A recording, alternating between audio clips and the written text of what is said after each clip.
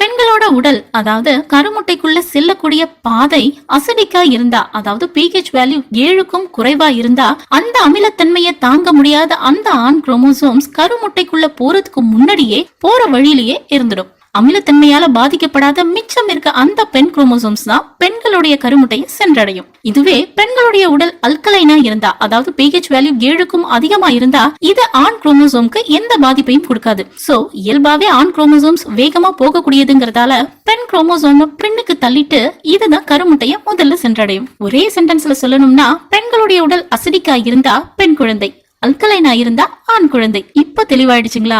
ஆண் குழந்தை பிறக்கிறதுக்கும் பெண் குழந்தை பிறக்கிறதுக்கும் யார் காரணம்னு? pH வேல்யூவோட டெஸ்ட் ரிசல்ட் 7க்கும் அதிகமா இருந்தா ஆண் குழந்தையா இருக்க வாய்ப்பு இருக்கு. அதே போல 7க்கும் கீழே இருந்தா பெண் குழந்தையா இருக்க வாய்ப்பு இருக்கு. குழந்தை பாலினத்துக்கு இதுதான் உண்மையான காரணம்ங்கிறத 1976ல தி அமெரிக்கன் ஃபெர்டிலிட்டி